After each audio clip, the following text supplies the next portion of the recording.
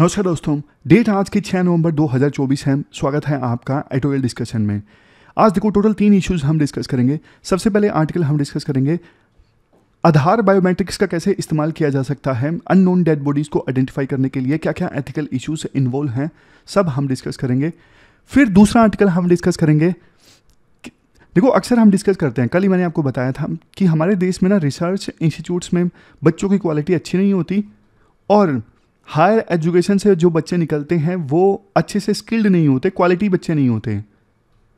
तो इस चीज़ को एड्रेस करने के लिए ना आज एक आर्टिकल आया है, थोड़ा अलग तरह का सॉल्यूशन है कि कैसे क्रिएटिव थिंकिंग से इस प्रॉब्लम को सोल्व किया जा सकता है, तो डिस्कस करेंगे।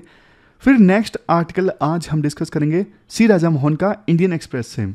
अभी देखो यूएसए में इलेक्शन का रिजल्ट आ रहा है, फिलहाल ट्रंप आगे चल रहे हैं, तो यूएसए से संबंधित ये आर्टिकल है, इसे हम डिस्कस करेंगे। लेकिन डिस्कशन स्टार्ट करने से पहले कार्ल जंग का कोट है, what you resist it persist.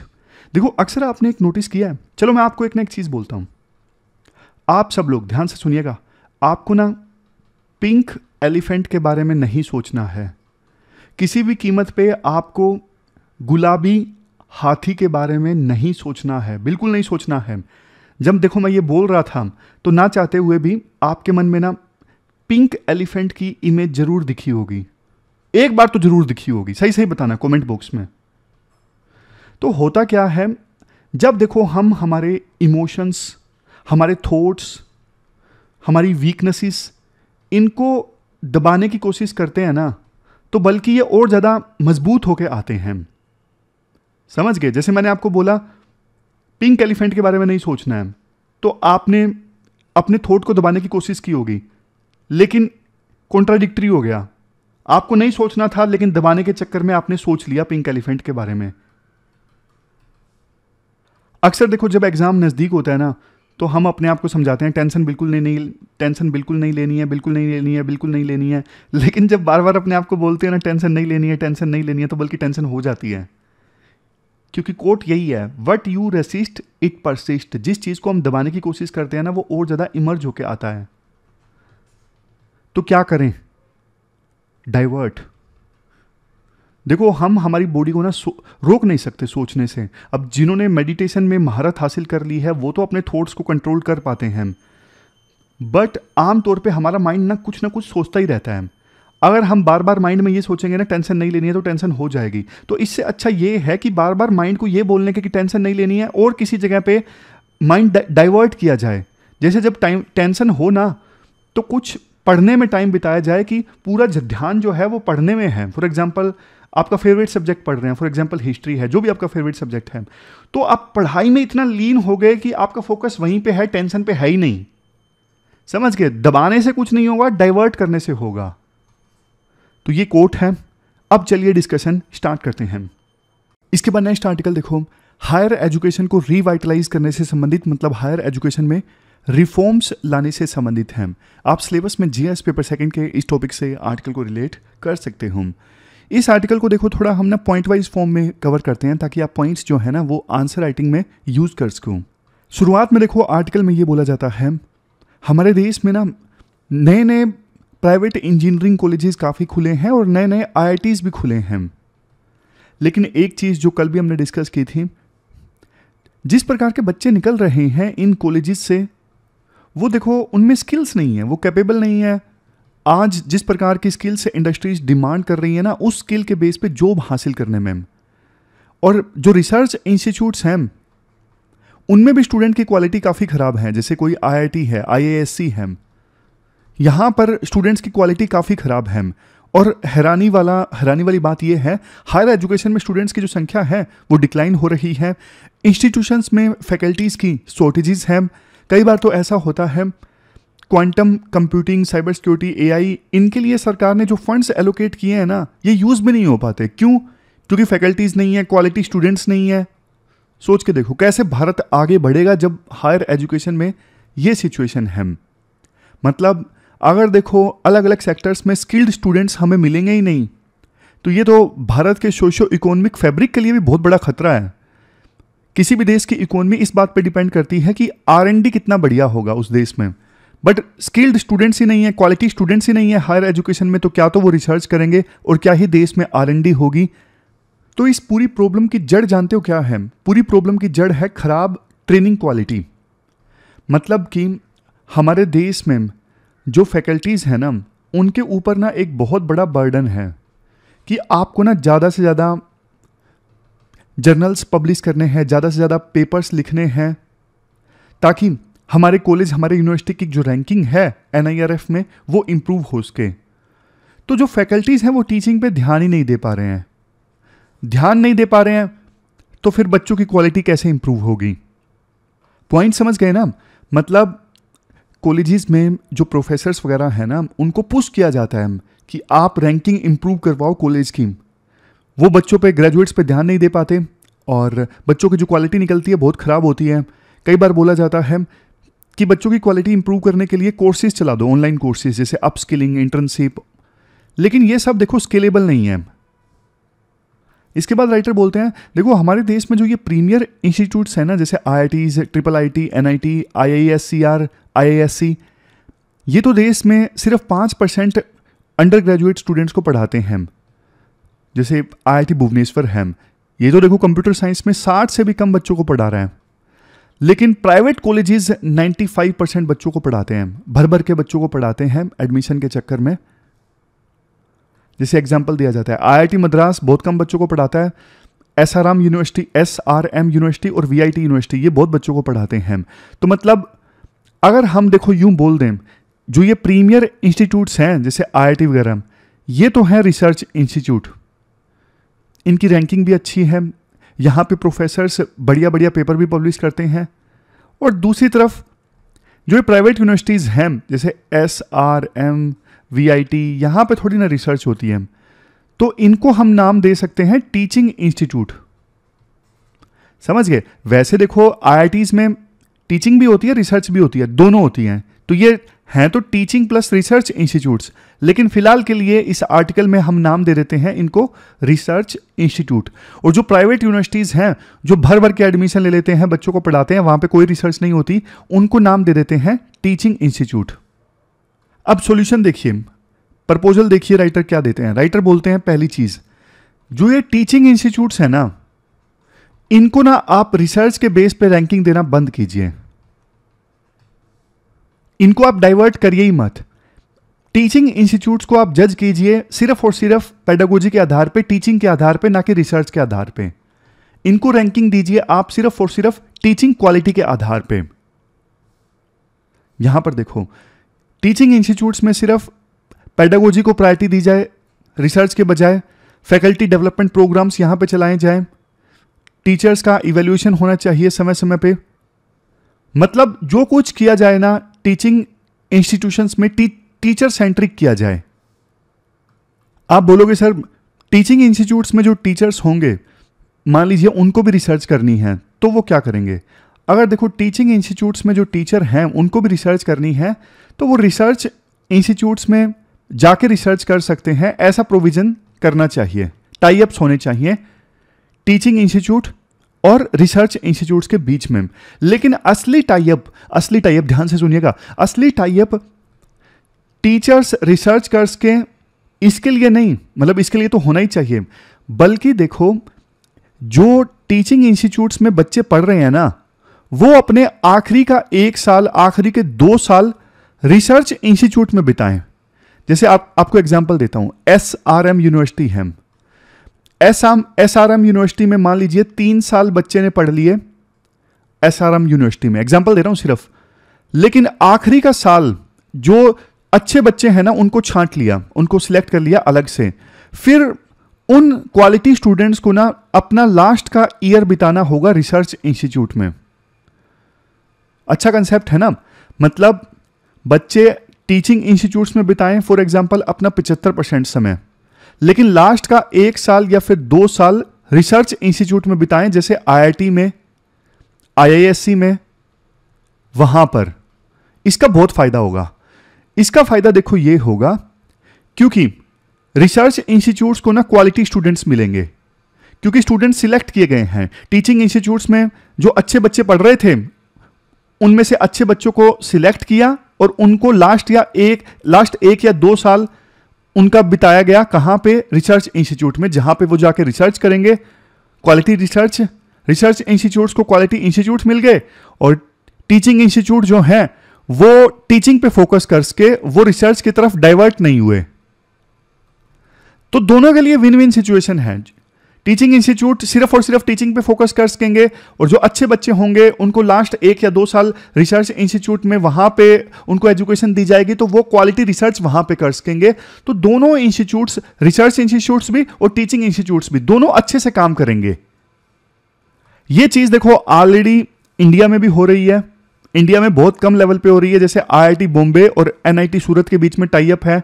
NIT सूरत के जो क्वालिटी बच्चे हैं वो अपना अंतिम ईयर IIT बॉम्बे में बिताते हैं। लेकिन देखो US में इस प्रकार का टाई अप काफी चलता है, एक कॉलेज से दूसरे कॉलेज के बीच में, और डिग्री जो होती है वो भी जॉइंट डिग्री होती है। जैसे IIT बॉम्बे और NIT सूरत, ये जॉइंट डिग्री मिलेगी बच्चे को। हमारे देश में बहुत सारी यूनिवर्सिटीज कॉलेजेस ऐसे हैं जो फॉरेन यूनिवर्सिटीज के साथ में इस प्रकार का टाई अप करती हैं कि आखिरी साल में या फिर 6 महीने में आपको फॉरेन यूनिवर्सिटी में बिताने का मौका मिलेगा। तो जब देखो हमारे यूनिवर्सिटीज और कॉलेजेस फॉरेन यूनिवर्सिटीज के साथ ऐसा टाई अप कर रहे हैं, तो वो देसी प्रीमियर इंस्टीट्यूट्स के साथ में ऐसा टाई अप क्यों नहीं कर सकते? तो ये बहुत बढ़िया प्रपोजल है। इसमें कुछ एक्स्ट्रा फंड नहीं इन्वेस्ट करने, सिर्फ थोड़ा सा क्रिएटिव थिंकिंग चाहिए। ये सारी एक्सपेक्टेड आउटकम होगी अगर हम ये इंप्लीमेंट करते हैं। Under graduate education quality improve होगी क्योंकि टीचिंग इंस्टीट्यूट सिर्फ टीचिंग पे ध्यान दे रहे हैं। रिसर्च आउटपुट इंप्रूव होगी क्योंकि रिसर्च इंस्टीट्यूट्स को क्वालिटी स्टूडेंट मिल रहे हैं। ज्यादा बड़ा क्वालिटी टैलेंट पूल डेवलप होगा। इनोवेटिव रिसर्च कैपेबिलिटीज बढ़ेंगी, और ये सभी डिसिप्लिन में इंप्लीमेंट किया जा सकता है। ये जो प्रपोजल है ना, वो नेशनल एजुकेशन पॉलिसी और अनुसंधान नेशनल रिसर्च फाउंडेशन के ऑब्जेक्टिव से भी अलाइन करता है। तो ये पूरा आर्टिकल हमने डिस्कस किया। इसके बाद नेक्स्ट आर्टिकल देखो, अननोन डेड बॉडीज को आइडेंटिफाई करने के लिए ना आधार बायोमेट्रिक के इस्तेमाल से संबंधित है। आप सिलेबस में GS पेपर 2 के इस टॉपिक से आर्टिकल को रिलेट कर सकते हो। इस आर्टिकल को भी ना थोड़ा पॉइंट वाइज फॉर्म में हम ज़्यादा डिस्कस करते हैं। देखो आज के समय में UIDAI यानी unique identification authority of India के पास में हमारा जो डेटा है ना आधार वाला, चाहे देखो डेमोग्राफिक डेटा है, डेमोग्राफिक डेटा जैसे नाम क्या है महेश की एज कितनी है, कहाँ रहने वाला है, एड्रेस क्या है, ये सारा डेमोग्राफिक डेटा ये। और दूसरी तरफ बायोमेट्रिक डेटा, आधार के लिए हम जब रजिस्टर करवाते हैं तो फिंगरप्रिंट्स, आइरिस स्कैन ये वगैरह ये सब होता है। तो ये 2 तरह का डेटा UIDAI के पास में है। और ये जो अथॉरिटी है ना, ये डेटा डिस्क्लोज करती नहीं है आसानी से, बहुत मुश्किल से डिस्क्लोज करती है। अभी क्या प्रोविजंस हैं? अभी प्रोविजंस ये हैं, पुलिस अगर UIDAI के पास में जाए ना और बोले कि हमें डेटा चाहिए इस अपराधी का या फिर इस एक्यूज्ड का, तो फिर भगा देती है ये अथॉरिटी पुलिस को कि भैया हम नहीं डिस्क्लोज करते, ऐसे राइट टू प्राइवेसी है। लेकिन अगर देखो हाईकोर्ट आदेश दे देना, तो सेक्शन 33 क्लोज 1 में ये प्रोविजन है कि अगर हाईकोर्ट आदेश दे दे तो फिर ये जो अथॉरिटी है ना, ये डेमोग्राफिक डेटा तो रिलीज कर देती है। हाईकोर्ट के कहने पे पुलिस को या फिर किसी दूसरी अथॉरिटी को डेमोग्राफिक डेटा दे देती है, एड्रेस, नाम, पर्सन, ये सारी चीजें। लेकिन बायोमेट्रिक डेटा किसी भी सूरत में शेयर नहीं किया जाता। समझ गए? आधार एक्ट का सेक्शन 29 क्लास 1 एंड सेक्शन 33 ये बोलता है जो कोर बायोमेट्रिक डेटा है ना, फिंगरप्रिंट्स एंड आइरिस स्कैन वगैरह, वो नहीं शेयर किया जाता किसी भी सूरत में, इवन हाईकोर्ट के कहने पर भी। राइटर का प्रपोजल देखो ये है, बहुत सारी ना अननोन डेड बॉडीज होती हैं, मतलब जिनकी पहचान नहीं हो पाती। समझ गए? जैसे डेली वेज वर्कर है, उसको किसी ने मार दिया। इंटरस्टेट माइग्रेंट है, एक स्टेट से दूसरे स्टेट में काम करने के लिए गया।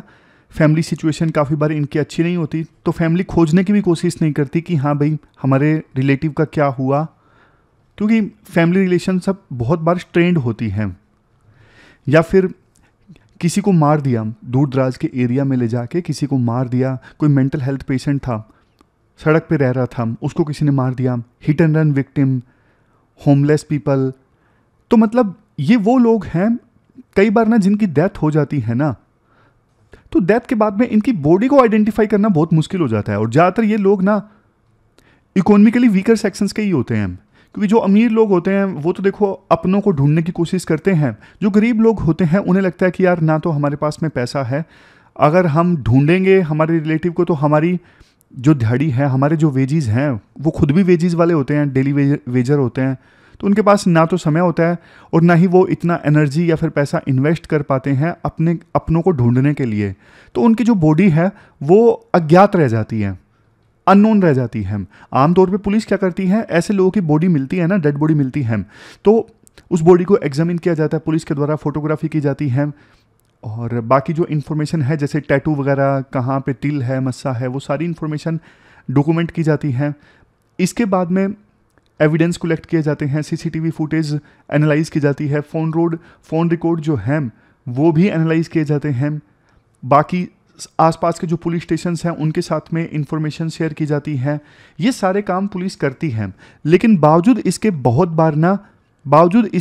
बार पहचान नहीं हो पाती डेड बॉडी की। लेकिन अगर देखो ऐसी डेड बॉडीज़ की पहचान करने के लिए अगर इसका इस्तेमाल किया जाए आधार बायोमेट्रिक्स का, तो कितना बढ़िया हो। लेकिन यहाँ पे ना डायलेमा है, एक तरफ राइट टू प्राइवेसी को प्रोटेक्ट करना है, दूसरी तरफ देखो डेड बॉडीज़ की पहचान करके उनका अच्छे से दाह संस्कार हो, ये इंश्योर करना है। ये है right to life with dignity. Even बहुत सारी ना कोर्ट्स के जजमेंट्स भी हैं जिसमें ये बोला गया है कि डेड बॉडीज़ को अच्छे से ट्रीट किया जाए। जैसे पहले क्या होता था, फांसी दी जाती है ना अपराधी को, तो ना फांसी दी जाती है तो काफ़ी समय तक ना प्रिजन मैनुअल्स के अनुसार जो शव था ना फांसी दी जा चुकी है, लेकिन जो डेड बॉडी है बस वो लटकी हुई है फांसी से। बट कोर्ट ने बोला भाई ऐसे मत करो यार, अगर डेथ हो गई है तो उसको उतार दो डेड बॉडी को। फांसी देने के बाद ऐसा ना हो कि घंटों घंटों तक वो लटकी पड़ी है डेड बॉडी। अच्छे से ट्रीट करो डेड बॉडी को। ये राइट जो है right to life with dignity के अंदर आता है। इवन कई बार जैसे हमारे देश से वर्कर काम करने के लिए दूसरे देश में जाते हैं तो उनकी डेड बॉडीज़ को सह सम्मान के साथ भारत लाने के लिए भी कोर्ट्स ने आदेश दिए हैं सरकार को कि ये आपकी जिम्मेदारी है कि जिन वर्कर्स की बाहर डेथ हो गई है उनकी डेड बॉडी को आप अच्छे से लेके आओ और इसका जो खर्च है वो आप वहन करो।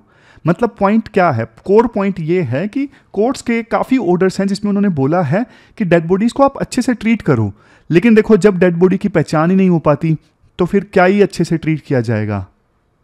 इसीलिए आधार बायोमेट्रिक्स का इस्तेमाल होना चाहिए ताकि डेड बॉडीज़ को आइडेंटिफाई किया जा सके। ये देखो अभी यूएसए में होता है। मुझे तो एक बात ये नहीं समझ में आती, यूएसए जैसे देश तो देखो प्राइवेसी के लिए और भी आगे है ना हमसे, वहाँ पे तो प्राइवेसी के लिए और भी ज़्यादा जागरूकता है यूएसए जैसे देशों में। तो वहाँ पे अगर पुलिस इस प्रकार के बायोमेट्रिक्स का इस्तेमाल कर रही है डेड बॉडीज़ को पहचानने के लिए, क्रिमिनल्स को पहचानने के लिए, तो हमारे देश में ऐसा क्यों नहीं हो सकता। वैसे देखो पुलिस कुछ जो फिंगरप्रिंट्स हैं डेड बॉडी से फिंगरप्रिंट लेके मैच करवाती है, लेकिन देखो वो सिर्फ क्रिमिनल रिकॉर्ड से मैच करवाती है। पुलिस के पास में जो क्रिमिनल रिकॉर्ड होते हैं ना वहाँ से सिर्फ डेड बॉडी से फिंगरप्रिंट लेके मैच करवाए जाते हैं। और बहुत सारे राज्यों में तो बहुत सारी जगहों पे अभी तक फिंगरप्रिंट्स जो हैं वो क्रिमिनल रिकॉर्ड्स में वो डिजिटाइज भी नहीं है। तो क्रॉस रेफरेंस में ना क्रॉस वेरीफाई करने में बहुत समय लग जाता है। तो इसलिए आवश्यकता ये है कि आधार का जो डेटा है ना वहाँ से बायोमेट्रिक्स का इस्तेमाल करके डेड बॉडीज़ की पहचान की जाए। और ये सबके लिए विन विन सिचुएशन है। एक तो देखो जो ग्रीविंग फैमिलीज़ हैं, मतलब जिनके रिलेटिव की डेथ हुई है, जिनकी वो डेड बॉडी है, उनको थोड़ा सुकून मिलेगा कि कम से कम डेड बॉडी का जो दाह संस्कार है वो अच्छे से हो उसका। दूसरे नंबर पे अगर हत्या हुई है, किसी ने मार के फेंक दिया, तो बायोमेट्रिक से अगर डेड बॉडी आइडेंटिफाई हो जाएगी तो पुलिस कम से कम जांच आगे ले जाएगी ना। जो क्रिमिनल है जिसने कत्ल किया है उसको पकड़ा जा सकेगा अगर बॉडी आइडेंटिफाई हो जाती है। तो फिर फंडामेंटल राइट भी इंश्योर होता है, फंडामेंटल राइट कि हाँ भाई right to life with dignity. तो सबके लिए विन विन सिचुएशन है अगर ऐसा होता है तो। और आजकल तो देखो ऐसी टेक्नोलॉजी उपलब्ध है कि डेड बॉडी अगर काफ़ी ज़्यादा डिकम्पोज भी हो चुकी है ना तो भी उस डेड बॉडी से फिंगरप्रिंट्स जो हैं वो रिट्रीव किए जा सकते हैं। तो इसके लिए देखो स्पेशल प्रोविज़न किए जाने चाहिए आधार एक्ट में कि एफआईआर दर्ज करने के बाद में, मतलब प्रॉपर रेगुलेशन के साथ में ऐसे प्रोविजन करने चाहिए डेड बॉडीज़ को आइडेंटिफाई करने के लिए, जैसे कम से कम एफआईआर का रजिस्टर करना जरूरी हो, और एफआईआर को रजिस्टर करने के बाद में लोकल जो मजिस्ट्रेट हैं वो ऑर्डर दें, तभी आधार बायोमेट्रिक का इस्तेमाल हो सके, अदरवाइज नहीं। स्पेसिफिक पर्पज के लिए, सिर्फ डेड बॉडीज़ को आइडेंटिफाई करने के लिए ऐसा प्रोविजन किया जा सकता है। क्योंकि देखो हाईकोर्ट के आदेश पे ऐसा होगा तो फिर केसेस की पेंडेंसी और ज़्यादा बढ़ जाएगी हाईकोर्ट के सामने। समझ गए? तो ये पूरा आर्टिकल हमने डिस्कस किया। चलते हैं आगे। इसके बाद नेक्स्ट आर्टिकल देखो, इंडियन एक्सप्रेस से श्री राजा मोहन का आईआर से संबंधित है। देखो अभी यूएस में ना जो इलेक्शन कंडक्ट हुए हैं उसमें गिनती चल रही है। ट्रंप अभी आगे हैं, कमला हैरिस अभी पीछे हैं, लेकिन अभी सिर्फ ये रुझान है। आप में से वो लोग जो वीडियो लेट देखते हैं तब तक तो रिजल्ट आ चुके होंगे। बट देखो आज इस आर्टिकल में श्री राजा मोहन क्या बोलते हैं वो डिस्कस करते हैं। श्री राजा मोहन का देखो ये कहना है, अक्सर ना एक बात बोली जाती है कि यूएसए का अब डिक्लाइन हो गया है, चाइना को सुपर पावर बनना ही है, वेस्टर्न कंट्रीज़ का डिक्लाइन हो गया है या फिर हो रहा है। राइटर बोलते हैं देखो ना ऐसी बातें ऐसा नहीं है कि आज के समय बोली जा रही हैं। इवन कार्ल मार्क्स जो थे उन्होंने भी ये बोला कि कैपिटलिज्म जो कि एक इकोनॉमिक सिस्टम है जिसमें फ्री मार्केट पे फोकस किया जाता है, प्राइवेट प्रॉपर्टी का कंसेप्ट होता है, तो कार्ल मार्क्स ने बोला था कि ये जो कैपिटलिज्म का इकोनॉमिक सिस्टम है ना इसमें कॉन्ट्राडिक्शंस हैं, ये अपने आप खत्म हो जाएगा, क्योंकि एक लेवल के बाद ना जहाँ पे कैपिटलिज्म होता है ना इनइक्वालिटीज़ बहुत ज़्यादा बढ़ जाती हैं, वर्कर्स विद्रोह कर देंगे, रेवोल्यूशन ले आएंगे क्योंकि उनकी सिचुएशन बहुत ख़राब हो जाएगी। तो ऐसी ऐसी बातें कार्ल मार्क्स ने बोली थी कि ये इकोनॉमिक सिस्टम अपने आप कोलैप्स हो जाएगा जैसा यूएसए में है। फिर देखो व्लादिमीर लेनिन सोवियत यूनियन से, इन्होंने भी ये बोला कि कैपिटलिज्म की एक और हायर स्टेज है इंपीरियलिज्म। जैसे ये ब्रिटेन जैसे देशों ने इंडिया जैसे देशों को कॉलोनी बनाया, तो इसे भी कैपिटलिज्म की हाईएस्ट स्टेज बोला था लेनिन ने। और ये बोला था इस इकोनॉमिक सिस्टम में गड़बड़ियां हैं, कॉन्ट्राडिक्शंस हैं, और अपने आप ये जो इंपीरियलिज्म है, कैपिटलिज्म है, कोलैप्स कर जाएगा। यानी कार्ल मार्क्स की तरह लेनिन ने भी यही बोला। अब देखो ये बातें ना और बहुत सारे लोगों ने बोली थी, स्पेंगलर ने बोली थी और समय समय पे बोली। जैसे फर्स्ट वर्ल्ड वार हो गया था तब इस प्रकार की बहुत सारी बातें बोली गई कि वेस्टर्न सिविलाइजेशन का डिके हो रहा है, कि इतना खून खराबा, तो अब वेस्टर्न सिविलाइजेशन बस ख़त्म होने वाली है, मतलब इनका डिक्लाइन हो जाएगा, इकोनॉमिकली पावरफुल नहीं रहेंगी। सेकेंड वर्ल्ड वार के बाद भी यही बातें बोली जाने लगी कि कैपिटलिज्म जो है अब टर्मिनल क्राइसिस में है। सोवियत यूनियन के लीडर जो थे निकिता ख्रुश्चेव, इन्होंने 1955 में बोला कि अब देखो जो सोशलिज्म आइडियोलॉजी है ना वो आउटलास्ट करेगी और कैपिटलिस्ट वेस्ट जो है वो डिक्लाइन कर जाएगा।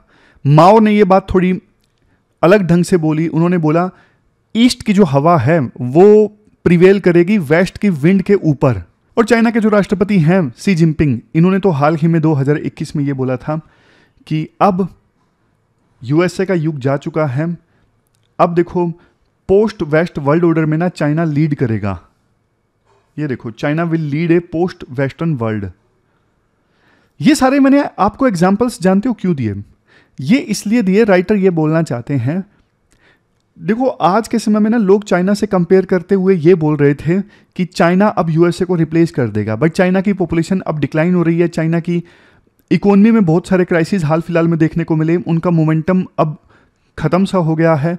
और पहले लोग बोल रहे थे कि ये तो निश्चित है कि चाइना यूएस को रिप्लेस कर देगा, अब एक्सपर्ट्स बोल रहे हैं रिप्लेस करना तो छोड़िए, अगर चाइना यूएसए को मैच कर ले तो भी बहुत बड़ी बात है, ये अब अनसर्टेन है जो पहले की सर्टेन लग रहा था। मतलब राइटर का पॉइंट ये है कि भाई ये ना आज की बात नहीं है कि यूएसए कोलैप्स करने वाला है, यूएसए की पावर खत्म होने वाली है, ये बहुत सालों से बोला जा रहा है, लेकिन यूएसए रिवाइव कर जाता है। अब देखो यूएसए के अगेंस्ट, मतलब एक चीज़ यूएसए के डिक्लाइन के बारे में ये बोली जाती है कि अब देखो बहुत सारी नॉन वेस्टर्न पावर उभर के आई हैं और मल्टीपोलर वर्ल्ड बन रहा है। बट आप एक बात देखिए, यूएसए का मुकाबले का कोई पावर है तो सिर्फ चाइना है, अभी भी यूएसए से काफ़ी दूर है। चाइना की इकोनॉमी का साइज $18 ट्रिलियन है, तो उसे तो चलो मान ले कि वो मल्टीपोलर वर्ल्ड ऑर्डर में एक पोल है, एक पावर है चलो जिसे कंसिडरेबल माने, बाकी सारे देश, इंडिया जैसे देश तो देखो वो अभी पोल की कैटेगरी में भी नहीं आते हैं, वो एक बड़ी पावर की कैटेगरी में नहीं आते हैं। और ये बात करना कि यूएसए के अगेंस्ट जो पावर्स हैं वो एकजुट हो जाएं, वो देखो नहीं हो रही हैं, बल्कि इंडिया जैसे देश, ऑस्ट्रेलिया जैसे देश, जापान जैसे देश, साउथ कोरिया जैसे देश, ये देश तो बल्कि यूएसए के साथ हैं, बजाय इसके कि यूएसए के अगेंस्ट ये अलायंस बनाएं। और यूरोप की जो दूसरी पावर्स हैं वो भी यूएसए के साथ हैं, यूएसए के अगेंस्ट नहीं है। तो यूएसए को फिलहाल चैलेंज करने वाला जो ग्रुप है रशिया प्लस चाइना, वो उतना स्ट्रांग नहीं है। और एक चीज आप देखिए, चाइना की इकोनॉमी का साइज कम हो रहा है, बल्कि मतलब उतना तेजी से पहले बढ़ रहा था ना, उतना तेजी से नहीं बढ़ रहा है। लेकिन आप ये देखिए यूएसए का जो शेयर है ना ग्लोबल जीडीपी में, वो लगातार 26% है। और राइटर बोलते हैं जो नॉन वेस्टर्न पावर, इंडिया जैसी पावर इमर्ज हो रही है ना, या फिर चाइना जैसी पावर इमर्ज हो रही है, वो यूएसए की कीमत पे, यूएसए की कॉस्ट पे इमर्ज नहीं हो रही है, यूएसए की कॉस्ट पे पावरफुल नहीं हो रही है, वो पावरफुल हो रही हैं जापान और यूरोप की कीमत पे, क्योंकि ये देश डिक्लाइन हो रहे हैं। यूरोजोन जो एक समय में काफी पावरफुल था, आज यूरोजोन की कंबाइंड जीडीपी $15 ट्रिलियन है। जापान जो एक समय में काफी पावरफुल था, जापान की जीडीपी ग्लोबल जीडीपी में काफी कंट्रीब्यूट करती थी, आज उतना नहीं कर रही है। तो ये यूरोजोन और जापान ये डिक्लाइन कर रहे हैं, ना कि यूएसए। और इनके डिक्लाइन करने की कीमत पे चाइना बढ़ा है थोड़ा बहुत, समझे? तो ये बिल्कुल नहीं कह सकते। और दूसरा एक बात ये बोली जाती है कि ना यूएसए ने जो इंस्टीट्यूशंस इस्टेब्लिश किए थे सेकेंड वर्ल्ड वॉर के बाद, जैसे वर्ल्ड बैंक है, आईएमएफ है, ये सब अब धीरे धीरे खत्म हो रहे हैं। राइटर बोलते हैं यार ये इंस्टीट्यूशंस तो, इनका तो यूएसए इस्तेमाल करता है, समझे? यूएसए अपने फायदे के लिए इनका इस्तेमाल करता है। जैसे नॉन प्रोलिफरेशन रेजीम है, इंडिया ने एनपीटी साइन नहीं की थी, इंडिया एनएसजी में नहीं था, तो इंडिया के ऊपर पाबंदी थी कि इंडिया न्यूक्लियर फ्यूल को एक्सेस नहीं कर सकता। बट जब यूएसए के इंडिया के साथ दोस्ती हुई, तो फिर यूएसए ने क्या किया? यूएसए ने खुद इंडिया का एग्रीमेंट करवाया और इंडिया को फ्यूल दिलवाया। तो ये सारे जो इंस्टीट्यूशंस है ना लिबरल इंटरनेशनल ऑर्डर वाले, आईएमएफ, वर्ल्ड बैंक, जो सेकंड वर्ल्ड वॉर के बाद बने थे, जिसमें यूएस का बोलबाला है, और ये बोला जा रहा है कि अब ये इनइफेक्टिव हो रहे हैं, ये पावरफुल नहीं रहे। तो राइटर बोलते हैं भाई ये इंस्टीट्यूशंस, इनका तो यूएसए वैसे भी इस्तेमाल करता है, ऐसा कुछ नहीं है कि यूएसए को इन इंस्टीट्यूशन से बहुत लगाव है, वो अपने इंटरेस्ट के लिए इनका फायदा उठाता है। G7 का फायदा उठाया यूएस ने, बोला जा रहा था ना कि G7 पावरफुल नहीं है, G7 का तो खुद यूएसए फायदा उठाता है। जब रशिया ने यूक्रेन के ऊपर वार किया, तो रशिया की $300 बिलियन की एसेट जो वेस्टर्न बैंक्स में पड़ी है, वो फ्रीज करवा दी यूएसए ने, इनको बोल के G7 को कन्विंस करवा के।